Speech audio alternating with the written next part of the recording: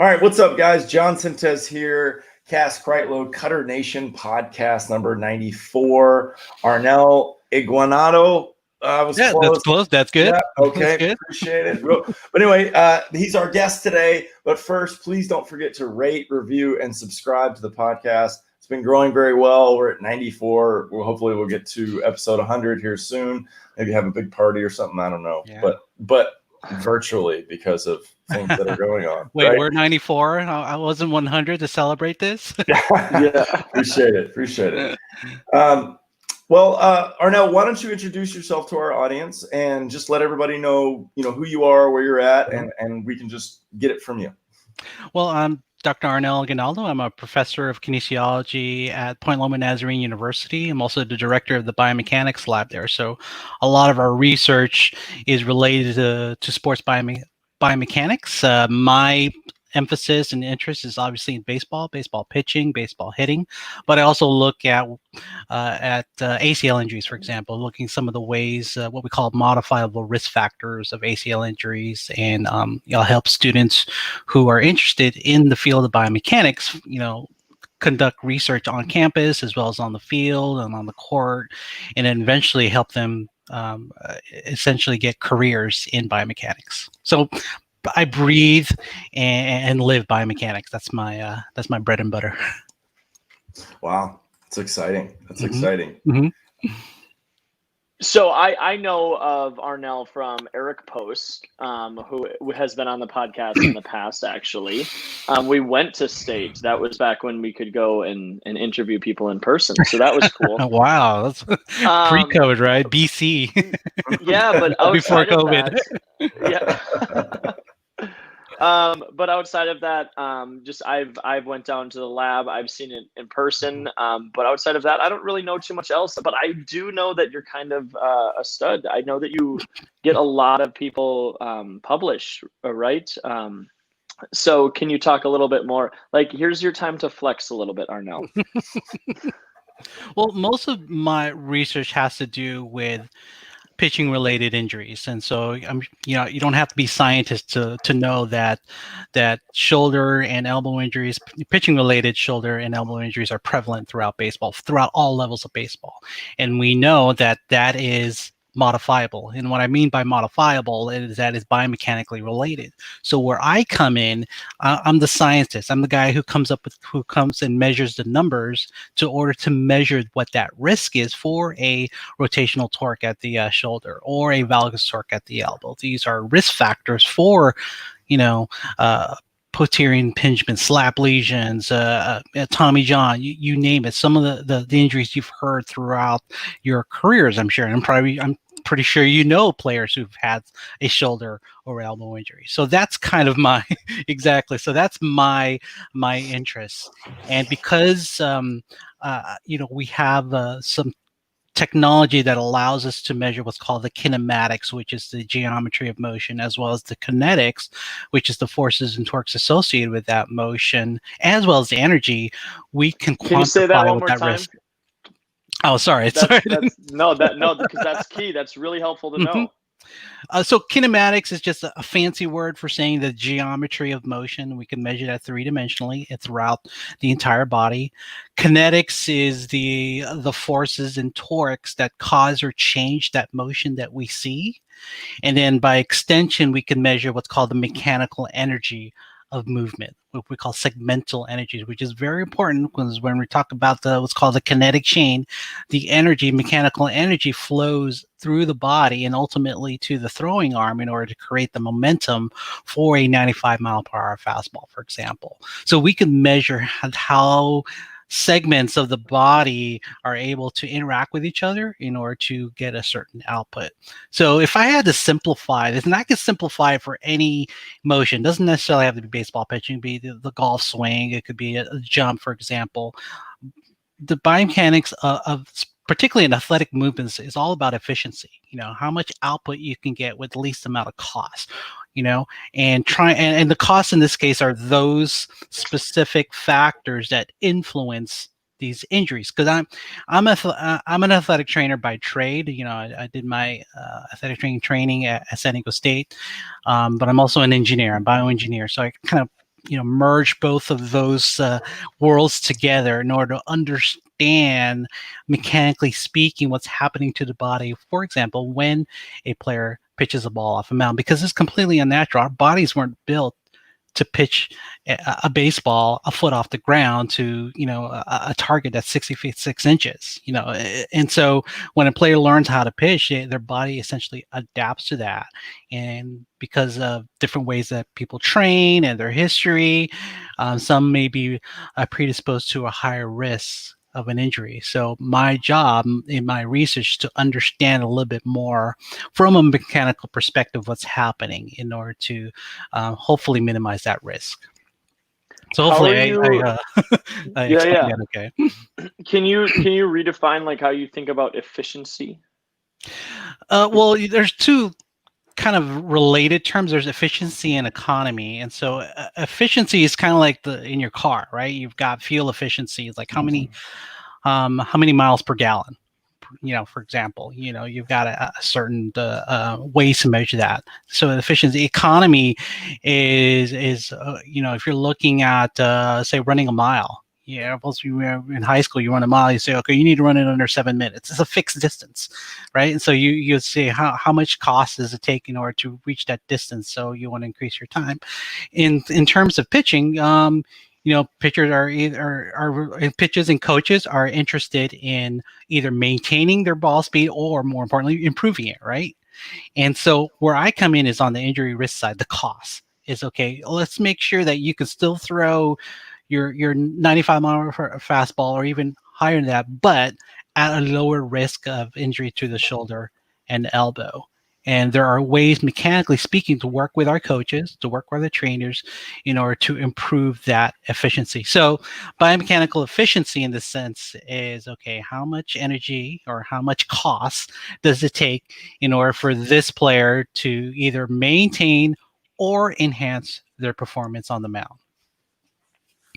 How is energy being measured? Ooh, that's the loaded question. And so the last, I'd say maybe 3 or 4 years, I've kind of shifted my focus to purely mechanical energy. And so we have ways in our lab, and this, we're just using, an extension, what's called Newtonian mechanics, uses physics based on Newton's 3 laws. So by extending that, we're able to calculate the kinetic and potential energy of each segment of the body. And so we've got some specialized software that allows us to measure what's called the segmental power, which is the rate of energy flow between each segments. And then most recently, I published a paper actually earlier this year on what's called induced power, which allows us to measure the contributions of certain segments, say for the pelvis and the trunk, towards the energy of the distal segment, which is the forearm and the wrist and the ball itself. And so using this technology, using the software, we're able to actually quantify the contributions of certain segments to the energy, the kinetic energy of the distal arm.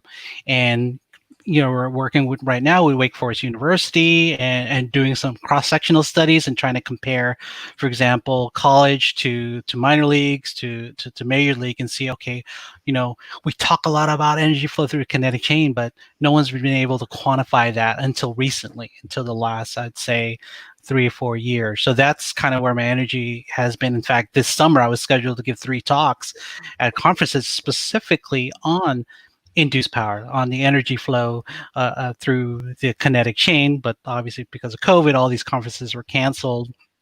However, I've got some virtual talks that'll be given this summer, specifically related to that topic.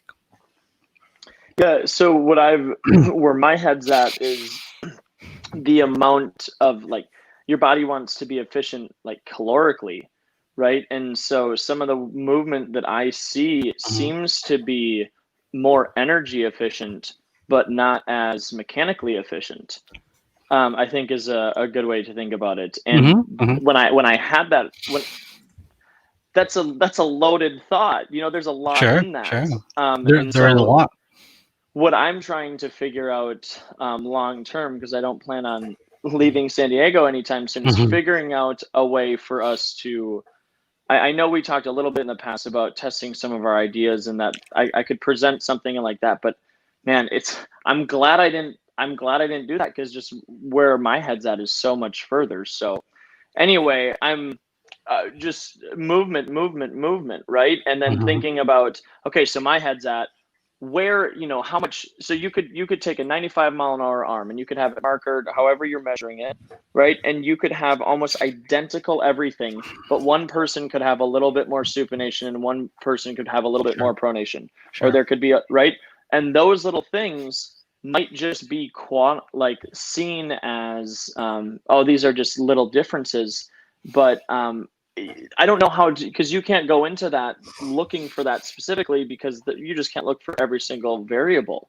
You know what I mean? So to say, hey, let's look at what is the angle of shoulders in these people, like just the shoulder. How long does it take to just get that information? Do you No, know what I no, mean? no. Well, in terms of biomechanics, whether it's marker-based systems or markerless systems, we measure everything, the full body. If you got a picture with a full body marker set, we're measuring three-dimensional kinematics, kinetics of the entire body, each segment. So I However, meant to look at it through a lens. yeah, Sorry, go yeah. ahead. Sorry. So we get all the data, and then we sit down with the coaches and say, based on our research, these are kind of the top 5, top 6 bullet points. So if, for example, you come in and say, you know what, I think something's happening with forearm pronation, supination, we can go back. We can go back to our database. Okay, well, let's take a look at this sample of pictures and see the correlation between supination, pronation, and whatever, ball speed or valgus torque, Valgus torque. or Yeah. whatever. Yeah, all of those, and we look at that. In fact, the energy flow analysis that we've been doing the last couple of years, I really just been doing retrospective studies, looking at a secondary analysis on on our existing database. We've got over 200 players in there, and we just, we're fishing, we're looking and say, okay, why don't we look at this way? Because we have the data already. And this is the exciting thing about baseball, because all of these teams, not just Major League, but also on the collegiate ranks, they have the technology. They're bringing their players, whether they're hurt or not, they're bringing their players as part of their pre-participation physical. Says, okay, you're getting range of motion. We're checking out your injuries here and there with the docs and with the trainers, but you're also going to go into the pitching lab, and we're going to measure mechanics. So we have a database, and then we'll see them 3 months later or 6 months later, so that now we can begin to look back and look at maybe the associations of different metrics in order to predict either performance or injury risk, and more importantly, injury incidence. Because then if you follow them throughout the season and multiple season, and you've got John Doe here who has a history of Tommy John or slap lesions or whatever, we can then look back and say, look at, okay, you know what, now we're beginning to see something in the way they're pronating, supinating, for example, and start having these models where 5 years ago we didn't have that access. And other areas such as ACL research, they've had this paradigm for a while. So we're literally we're borrowing, if you will, that paradigm to baseball. And we're specifically looking at shoulder and elbow injuries. So it's this exciting time because teams are now being more receptive to the science. They're hiring biomechanists left and right. I've been fortunate enough to send at least 5 students, former students of mine, who are working with Driveline, working with this I can say, with the Giants, with the Indians, with the Reds, you name it, and they're doing what they did in my lab for them. And so it's a very exciting time for the field of sports biomechanics and for baseball biomechanics specifically.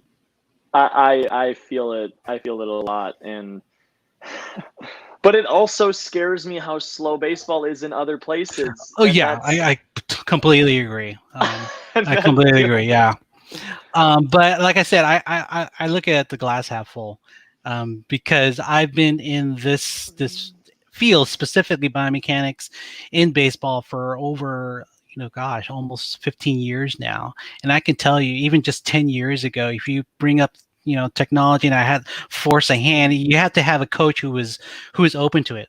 At the time, most coaches were like, I don't need that stuff. You know, I got my video camera, I got my eyes, I know what I'm doing. Right. But the players were getting hurt, still getting hurt, and the guys weren't performing up to speed. And so if you've got a coach who is open to this, you know, I've got, you know, Tom House, gosh, man, 12 years ago, come into my lab and said, Arnel, help me out. Let's do this. You've got the technology. Let's work together. You know, we got a couple papers out of that. I mean, it's an exciting. Now you've got hundreds of coaches who are interested in, and guys who are willing to, at different levels of baseball, be able to either partner up with an institution if they can't afford the technology themselves, or the technology is coming to them. I mean, I just saw a thing for AI, pitch AI, where you can use your phone, your iPhone, and just get some very basic metrics of a guy on a mound for the shoulder and elbow. I mean, it's, you know, not exact per se, is not as accurate. It's a marker-based system or a markerless system that's not a stadium, but it gives you something.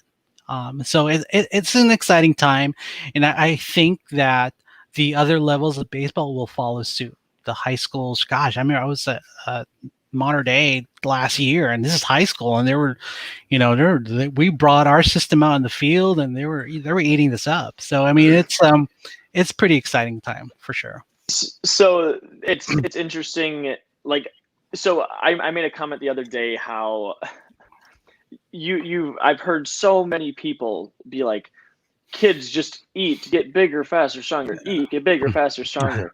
And I'm like, hey, kids are listening. Like, I'm seeing some high school kids that are huge humans, like middle linebackers. And I'm also going, now, what are we training for?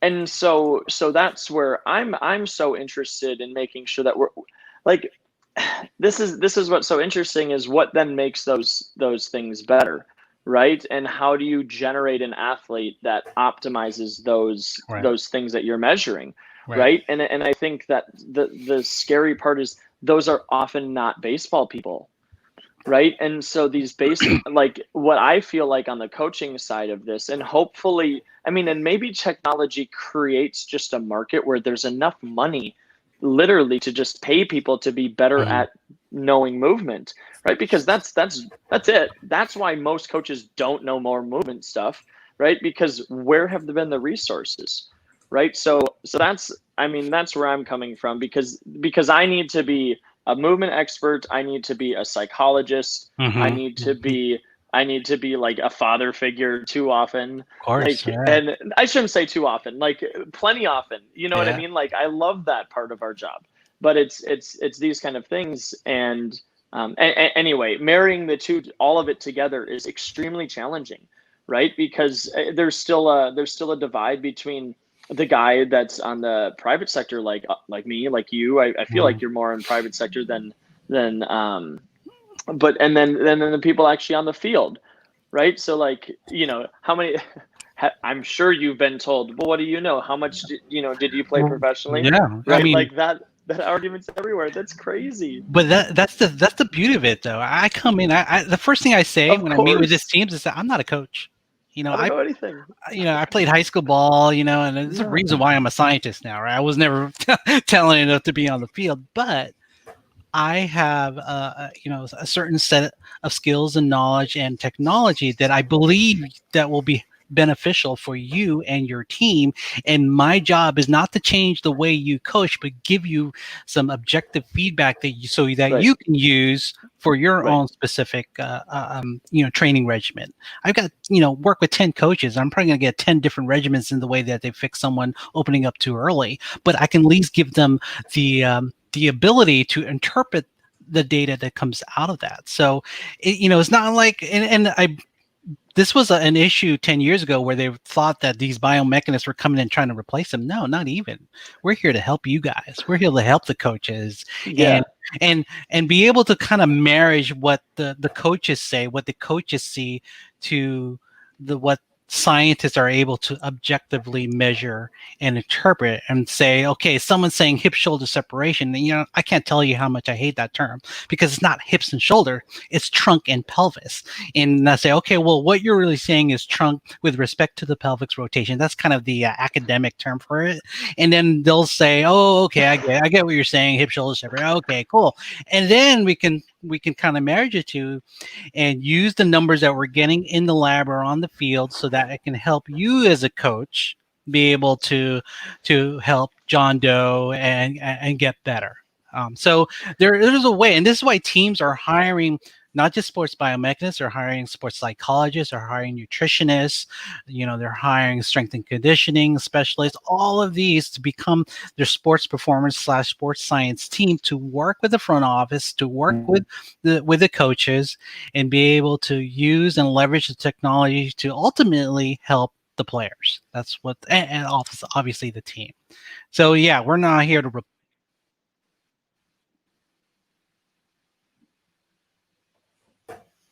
That's funny. Yeah, replace.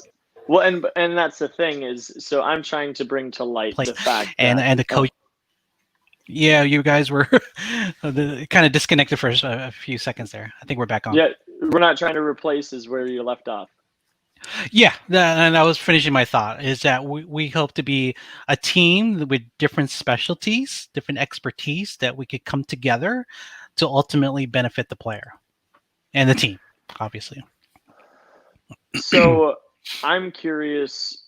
So yours is markered. Okay, can you give us a little bit of a kind of a? I feel like there was like a history to it. Like there aren't a lot of U's in the world.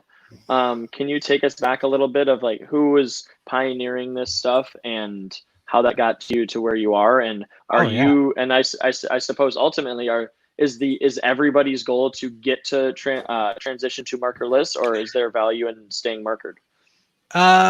Yeah, well, there's multiple questions there, and I got multiple answers. So in terms of pioneers, I look up to guys like Glenn Fleissig, who you're familiar with, the ASMI. He's been around for years, if not decades. In fact, I don't know if you guys know this, we just formed an association specifically for baseball biomechanics called the American Baseball Biomechanics Society. We're actually having our first meeting in a couple weeks, and this is essentially a society of all the top minds in baseball biomechanics, guys from Drivelines, guys from ASMI, Wake Forest, from Point Loma, you name it. So there are guys like a Glenn Fleissig, like Rafael Escamilla, who is actually my advisor when I was getting my PhD, and his mind and his experience in baseball is invaluable. He's currently at Sacramento, Cal State Sacramento, and just in biomechanists in general who have shown an interest in baseball. And so these are biomechanists that traditionally have worked in, for example, a gait analysis lab or a motion analysis lab, looking at specifically at walking and running, and then wanted to see how that would work in terms of baseball pitching. So they bring in a mound and able to measure that. And Michelle Siebeck is one that comes into mind. Sherry Werner, Gretchen Oliver out of Auburn. So these are some of the top minds that I look up to, and whenever we have conferences, we try to meet and kind of brainstorm and see where the technology is going to be able to lead us in terms of the science. You asked about markerless. What I've told teams is that markerless technology is getting better, is getting that much more reliable, but still, at least right now, marker-based technology is the gold standard. And the way I kind of envision this right now, this is the analogy I often use, is that you've got a player that's out on the field and he gets hurt. And as a trainer, we come out there, we run our field tests, we take some rudimentary metrics and say, I think this guy's got an ACL injury. I think. What do we do in order to confirm that? We send him to go get an MRI. The MRI is the gold standard in order to indicate whether or not this person has, in this case, an ACL injury. What I envision with markerless technology, and I tell this teams all the time, I go, if money it wasn't an issue, all expenses paid, I would get both a markerless system and a marker-based system in the bullpen, so that markerless technology, as feasible it is, it's not quite there yet, especially in what we call out-of-plane rotations. It's not very reliable yet. It may be, a few years down the line, but it's not quite there yet. So if you're watching a pitcher inning through inning and looking at their mechanics, looking at his torque at the shoulder and elbow, and you're like, I'm seeing some red flags according to this markerless system, we need to send him tomorrow to the bullpen pitching lab and get him markered up and really look under the microscope. And then you could begin to compare notes between the marker-based system and markerless system. It's exciting because I've seen some of the data, and some of it is right on the money. You can look at kind of what's called sagittal plane motion. It's like, yeah, that makes sense. That's elbow flexion extension. Is exactly what it's doing. And then you look at forearm pronation, supination. Like, there's no way that guy's getting 300 degrees of pronation. That doesn't make sense. So, and the markerless people, they'll tell you that it's like, yeah, we're still trying to figure this out. It doesn't make sense here. But there are ways that we can optimize that. That's why the benefit of having both a marker-based system and a markerless system is not only can you confirm what you're seeing on the field, you can then use the data to run validation tests. So then you can begin to optimize that. Hey, we expect that what we're getting on the field is going to be around 70-75% reliability. We're okay with that. Kind of like the Fitbit. We use our Fitbits for heart rate and things to measure our exercise intensity, but it's by no means the gold standard. And so if I'm looking at a runner and he said, yeah, I looked at my workload using my Fitbit and it looks like I'm getting 5-10% more intensity, blah, blah, blah. Well, why don't we send you go see Michelle at the exercise phys lab, and she'll get your VO2 tested. VO2 max in this case is the gold standard, the criterion reference standard for aerobic capacity, right? And so this is kind of how we envision some of the markerless technology. Not just that, the wearable sensors, the blast motions, the Modus sleeves, all of that. Yeah. That gives us these metrics because they're so feasible and readily available, but their validity, what we call the concurrent validity, is not quite there yet. It's not as high as we'd like it to be, which is okay. We take these things with a grain of salt, and at least for now, use the marker-based technology as kind of our gold standard. Yeah, it's just the wearables are so interesting. Mm-hmm.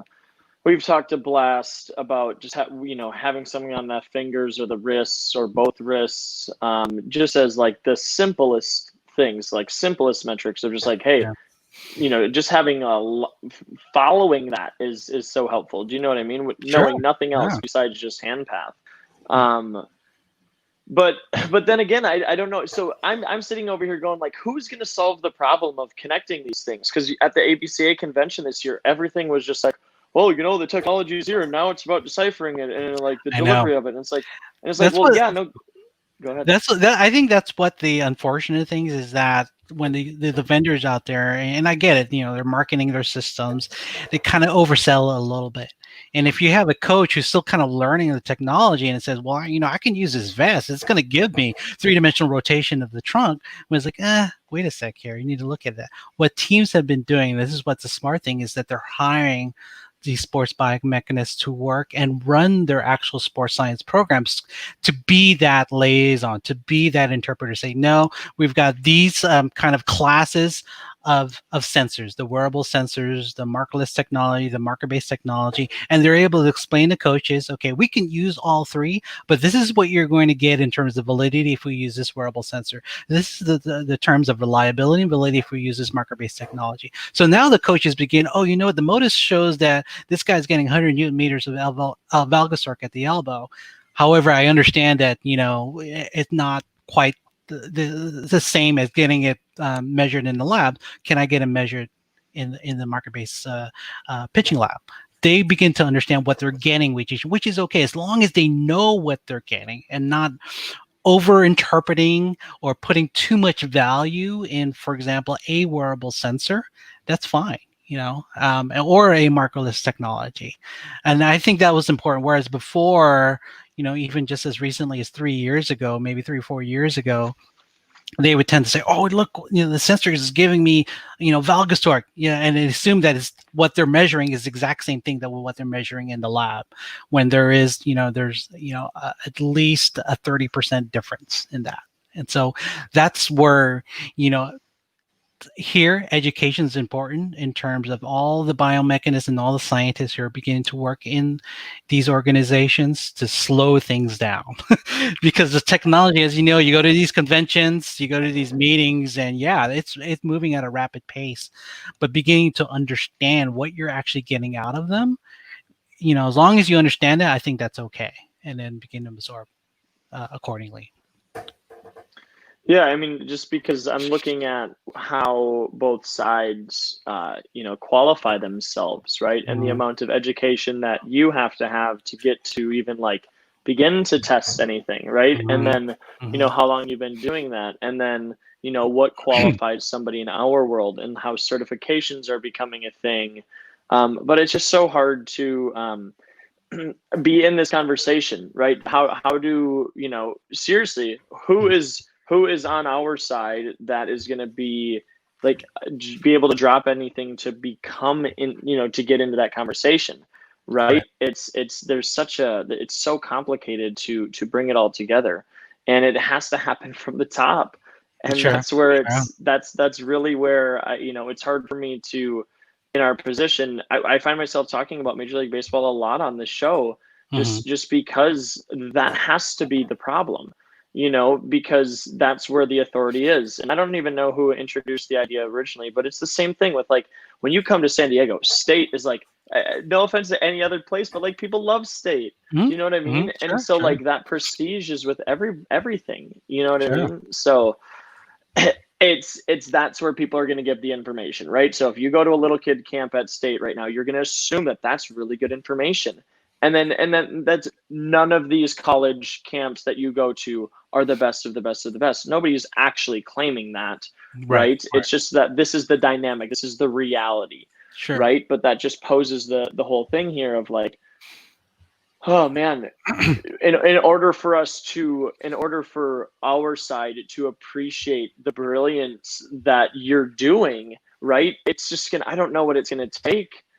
Because it's like we have pitching coaches on here all the time, and it's like, okay, we have the right sentiment, we're going in the right direction, and then you go, we're trying to have a hitting.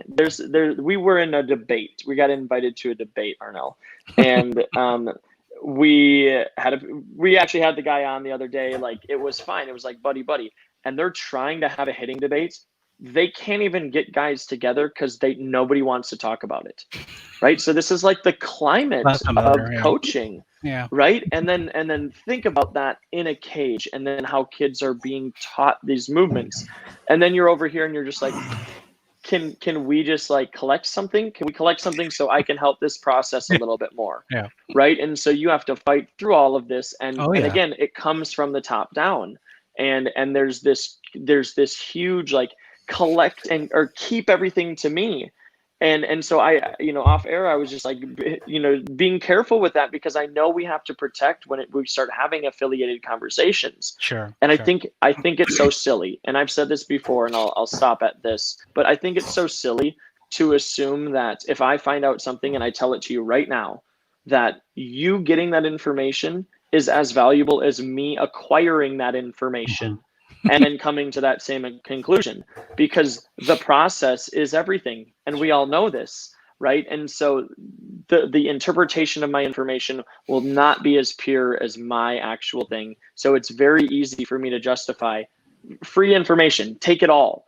I'm going to tell you everything that I'm knowing all of the time. It doesn't matter, because I'm doing the work, and if you're not doing the same work as me, like I'm winning anyway. I'm winning because of the work that I'm putting in. So maybe I'm too pure in how I think about it, but that's where I'm so frustrated is I'm a coach who has no accolades whatsoever, who has just wanted to be a good coach, and asking the best coaches in my world has not been a very good experience. And asking people in your world is like, oh, this is so much easier to have a conversation, right?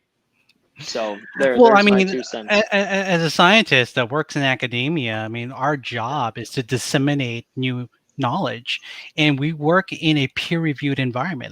My work gets reviewed all the time. Whenever we submit a paper or when we're presented at a conference, I get questions. I mean, and I question, other scientists as well. That's how the research evolves, and so we want to share. I want, Kristen at Wake Forest to replicate this study, or I want Glenn at ASMI to validate or to confirm what I'm seeing in the lab, or not confirm. It's like, oh, maybe I looked at it a different way, a different lens, and that's okay. That I think that's the beauty of research. And so hopefully, the coaches begin to understand a little bit. They don't necessarily have to speak the fancy biomechanics and scientific terms, but they can at least appreciate what they know as a coach and begin to understand how the science and technology begins to validate or change the way they coach, the way they train. And so you took the first step is, calling me up or, talking with Glenn or maybe talking to Driveline. Driveline has certification program where coaches can learn a lot of this stuff. And that's awesome. I mean, our coach went to Driveline at Point Loma, and he's calling me up, texting me, say, hey, Arnel, I got 4 guys I want you to take a look at. All right, let's do it. And, we sit down together where you will look at the reports. I give my best interpretation, and at least on the biomechanics side, and he gives his coach his knowledge of what he knows with each individual player, and begins to work with them. And so we get to see some of these guys, 6 months later.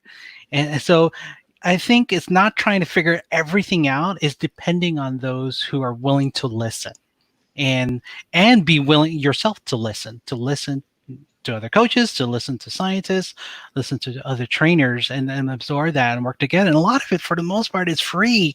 You can call these up, and then, I think most scientists I know are willing, if they have time, willing to, take a few minutes and say, yeah, let's talk shop.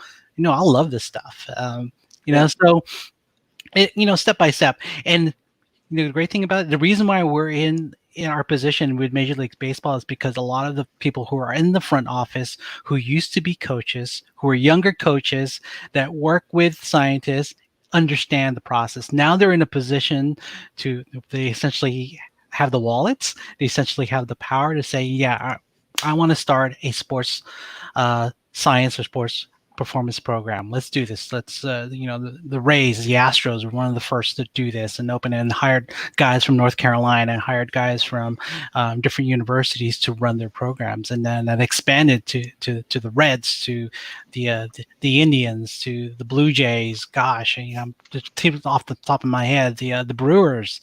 I mean, the Padres just this past spring. I mean, it's fun to see. And I got to credit guys like Driveline and ASMI and some of these other institutions who are doing the right thing and merging the coaching world as well as the science world, and saying, yes, we can work together on this and benefit the baseball teams and the players themselves.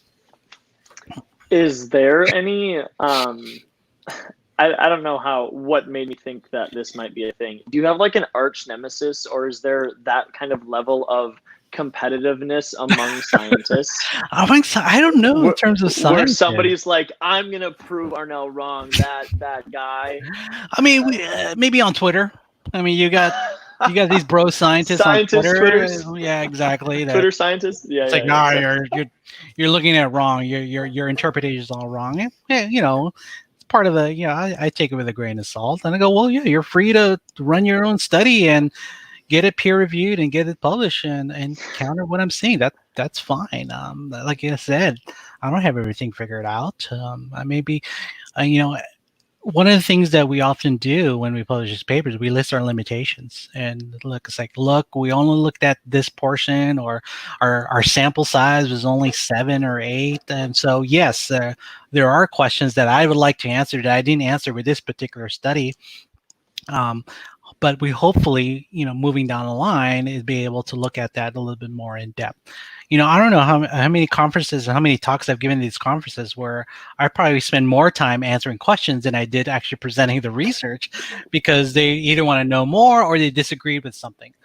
If they disagree, that is okay. And sometimes I end up agreeing with them. You know what? I think you're right. I didn't look at it that way. I'll go back into the lab and see if I can kind of change my model a little bit, or change my question, formulate my question. But that's science in general. You got to be open to what we call a falsifiable hypothesis. There's always a probability that the hypothesis that you're testing is going to be wrong, per se, right? And so it's all about probabilities. What's the probability of based on your sample that this particular hypothesis is either correct or not correct. So just kind of, I probably oversimplified that a little bit, but So that's no kind of arch a nutshell. nemesis. No arch nemesis per se. We're Well, very and this is respectful. what I'm thinking. I'm going, okay, so I'm 6 years old and I want to be a scientist when I grow up. Like, can I be a baseball scientist? Yeah. And then are those kind of narratives helpful? Like, are these because at the end of the day, Cutternation is really good at trying to tell stories. Trying, keyword. Okay.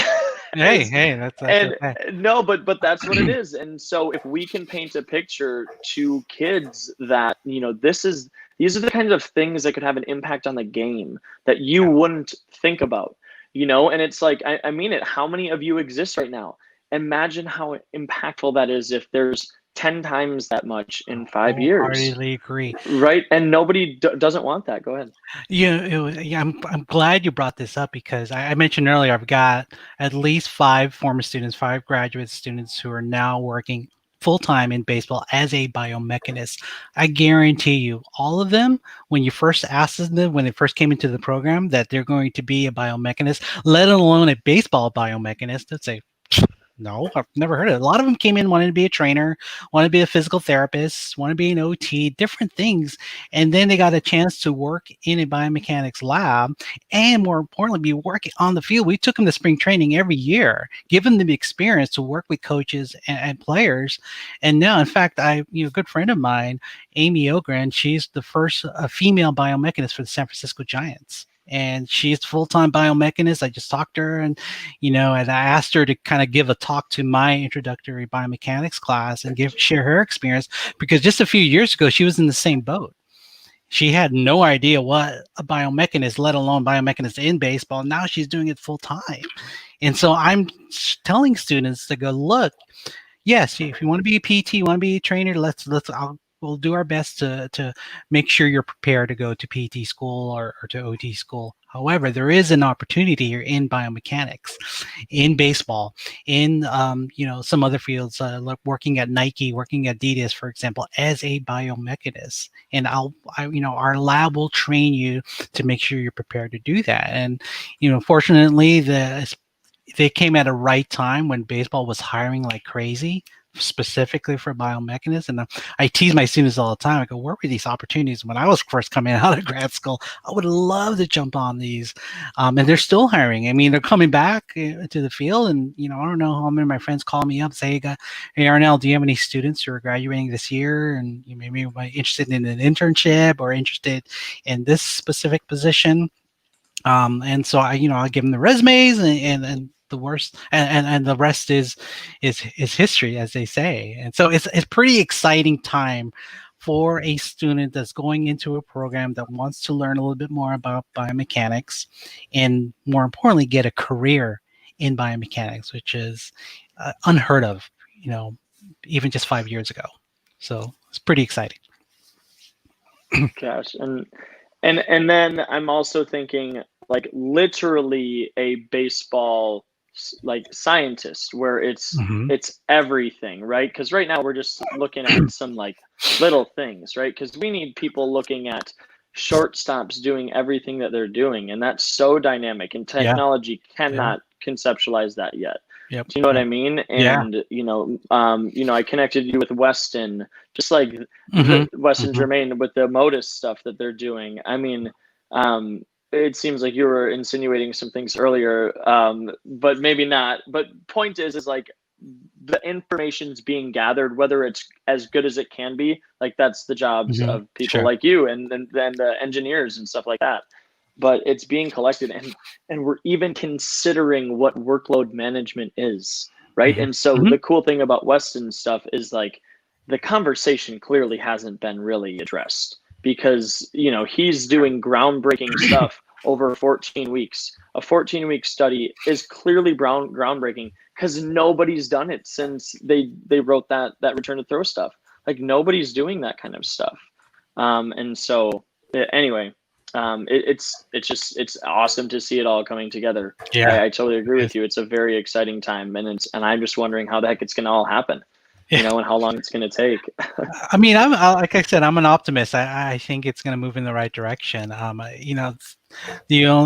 What's the saving grace is when I meet with these teams, and a vendor comes in with this new technology that does A, B, and C, and they're always holding the brakes. Like, let's hold up, let's look at this from this perspective and this perspective. They're not overselling, or interpreting it as as something that as technology that does more than it says it actually does, or vice versa.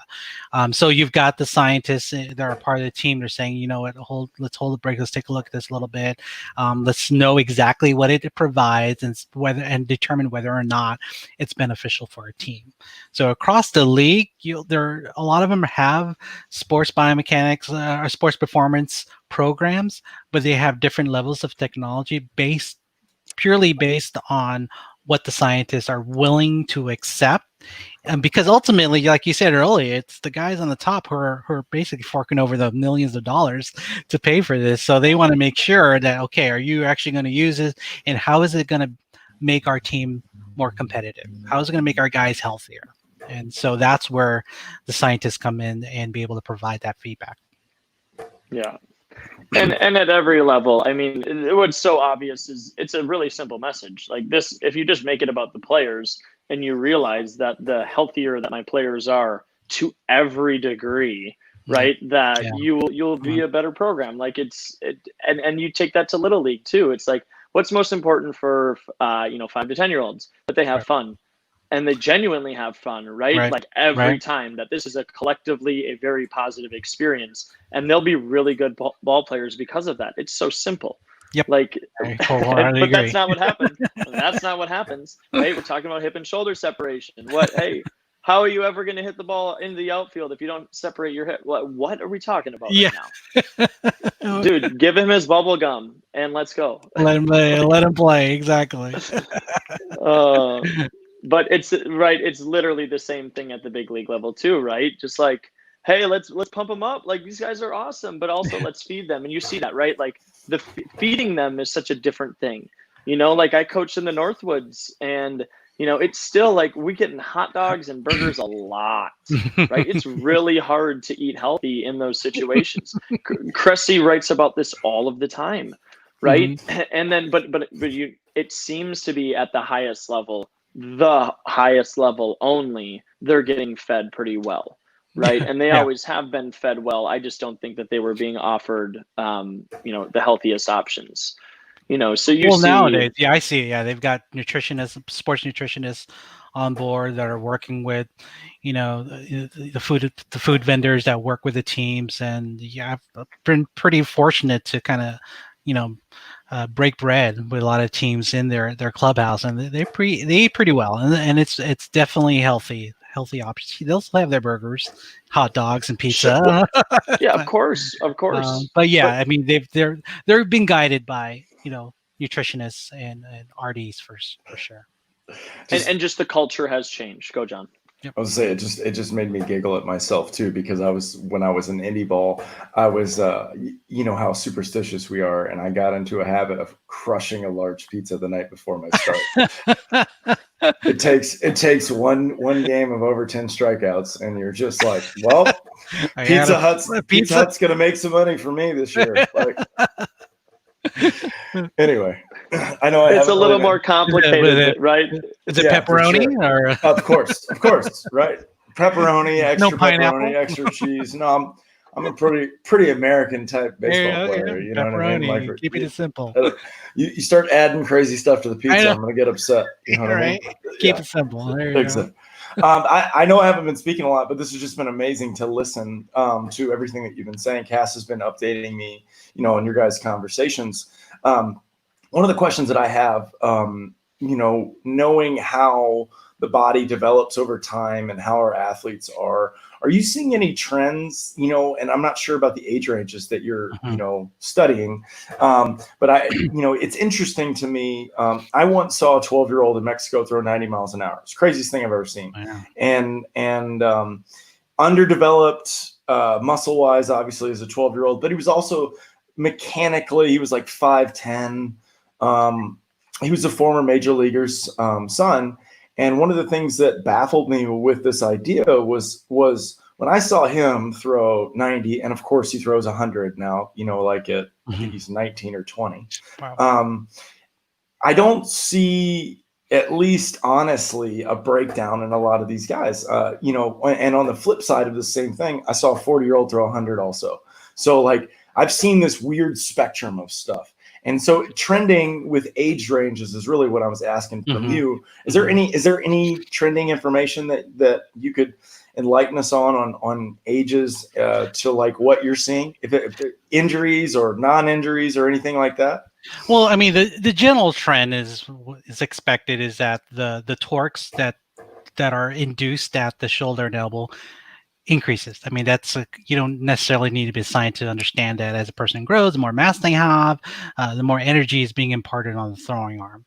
However, if you look a little bit more under the hood, it's not a specific linear relationship. It depends on mechanic. Like you said earlier, you hit the nail on the head there. Is that, yeah, you can get someone who's skinny, that's, has a BMI less than 20 and is able to throw in the mid 90s at, such a young age. And it's because of mechanics. And if you understand the way a person pitched, the way the person hits, it's the entire body and how well the pitcher is able to transfer energy through the body and be able to work it like a whip. You don't necessarily have to be strong per se in terms of muscle mass and whatnot, but you got to be able to facilitate that energy flow and be able to impart that momentum. So it's very fascinating how younger players working with different coaches, working with their experience, are able to be so efficient in what they do, given what they have. I'm like, God, look at this skinny kid is able to throw this hard, or look at this guy. This guy is like 5'7", $140, and is able to hit home runs and whatnot. It's because of the way they move and be able to impart that momentum. If they do certain things in their movement correctly, you don't necessarily have to be strong. Sometimes stronger and bigger is actually an impediment to that, because then you gotta tweak things a little to make sure that they're more efficient.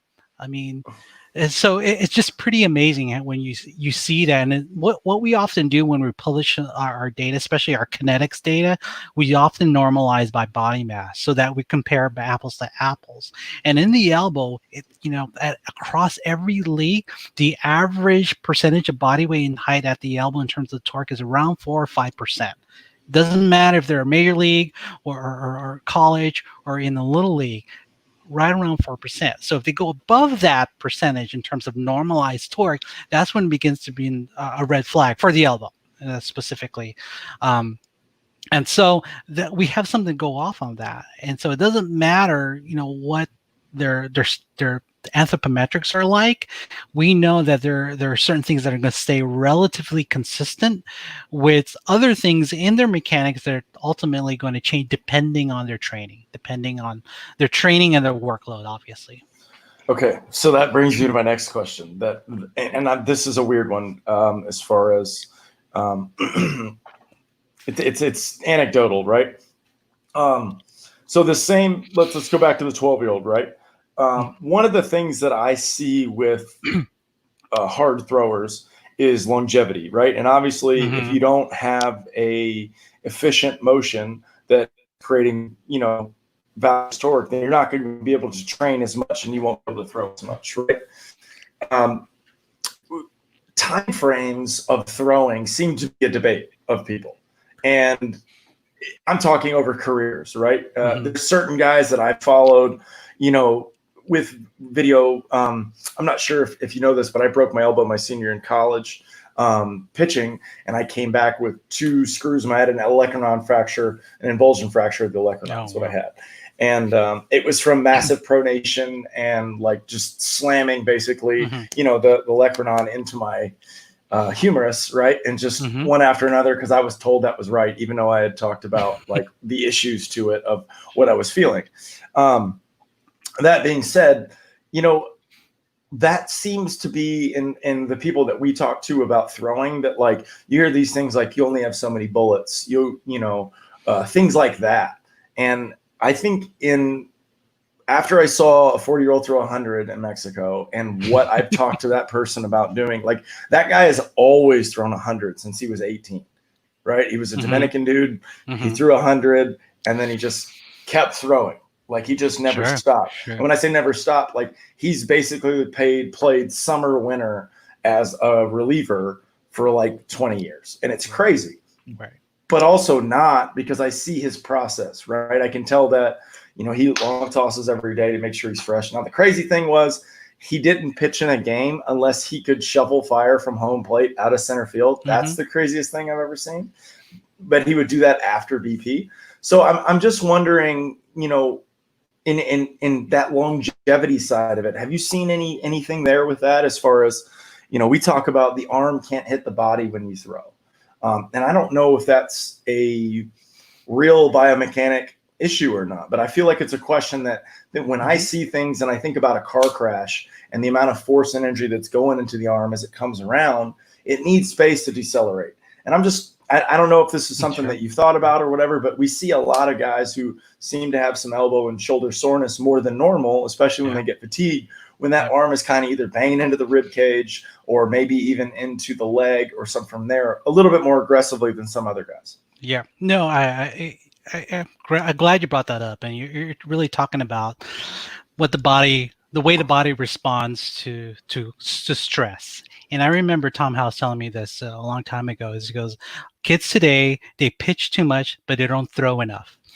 And I go, what do you mean? He goes, you know, look, I mean, back in our day, we used to throw the football, you know, on the field, you know, every day, or, you know, on a regular basis. Now you got guys who are playing, you know, winter ball, and you may some summer leagues. They're pitching off the mound, and then they go back and they play video games all day and try to throw again and train again. And their bodies now are adapting to the stresses that impose on them. There's a phenomenon not just in biomechanics, in physics in general, called Wolff's Law. And Wolff's Law essentially states that the body, the joints, the muscles will respond to the stresses imposed upon them. And right around, you know, younger than 12 years old, if you got a kid that's throwing and pitching, you know, on a regular basis, not overdoing it, just, you know, just throwing, he's essentially stressing his body. He's preparing his body to essentially adapt to the kinetic profiles and patterns of baseball pitching. And if you follow these guys, and if they're lucky enough to throw to the college ranks, to the minor leagues and major leagues, and you do just some bone scans. I mean, they did bone scans on Nolan Ryan, and he had this much external rotation, retroversion of the humerus by as much as, gosh, it was like 45, 50 degrees more than his non-throwing side. It's because he's been throwing for so long, his bones essentially adapted to it. Yeah. His ligaments and muscles. And so if you can teach a kid proper mechanics just for a fastball, and allow their bodies to grow accordingly, that essentially prepares them, because as they get older, as I mentioned earlier, these stresses begin to increase. And you got overexposure, repetitive exposure to the torque at the elbow as well as the shoulder, and their ligaments and bones and muscles are now prepared to withstand that. That's how they're able to throw at top speeds with minimal amount of cost. So you got to start them young. And you guys are in the forefront, work with the little leaguers and the pony leagues, and get them to throw properly and get them to throw on a regular basis off the mound. You know, just get them to essentially adapt to them. So that's number one. Number two is, you know, once they're into college and the pro ranks, you know, as you know, it's really, I say, a little bit more difficult or more challenging to change the way they throw, right? It's hard to teach an old dog new tricks. So what we're hoping for as biomechanists is, now that we have the technology available, it says, yeah, we're able to measure the stress at the shoulder and elbow. And typically in the lab, that's done with 15 fastballs. If we're able to do that with Markerless technology on the field, for example, and go inning by inning, pitch by pitch, then we're getting to get a more accurate representation of workload and determine, okay, what are the fatigue points? What are the criteria for taking a pitcher out in the 7th or 8th inning, with actual data? Before, it was just kind of anecdotal. It's like, yeah, we know he's putting 100 Newton meters on his elbow. We assume he's doing that after every pitch, every fastball at least, but we're not actually measuring because we simply didn't have the technology at the time to do it. Now we're moving in that direction where we begin to kind of just formulate our thinking, our decision-making process using these objective measures. There are teams who have biomechanists in the bullpen that are with their pitching coaches who are monitoring their guy, that their starting pitcher, and saying, yeah, he's getting up there in the red flag, not just with arm slot, not just with ball speed, but with actual metrics at the shoulder and elbow. Say, we need to take him out. And this is it. It's very important for what you're saying there, because we always talk about how your game, motion is normally more aggressive and you throw way harder with adrenaline than you would in your bullpen. Totally. We have a lot of guys that get frustrated with the radar gun because they can't hit the speed they want, but they don't realize what the environment actually does to their body. Yep. Right? They're trying to get jacked up to throw 90 and they can't even break 86. And it's like, man, there's so many other things that go into this that you can't access that energy right now. Cleats, out or inside. Yeah, exactly. There's not a batter. There's no flight or flight response. Right. And then you put markers on, and then I can't tell you how many guys, your radar gun's off. You need to recalibrate your radar gun. I was like, it's a stalker. I mean, it's like the cradle crop. That happened at when I was there. I'm like, yeah. It's like, dude, you're right. But to be able to get that in game, with Hawkeye, Kinetrax, and Simi, some of this markerless technology that's out there, they're getting some pretty valuable data here. Even if it's just really basic metrics for the shoulder and arm, for the shoulder and elbow, and be able to get them at their 100% intensity in a game, like you said, the fight or flight, the feelings, and be able to, oh wow, he's hitting in the upper 90s. This is what it's showing. This is what the data is showing. So, so again, I hate to use the word again, but it's pretty exciting. Yeah, no, this is, gosh. Well, I can't wait to come throw for you, man.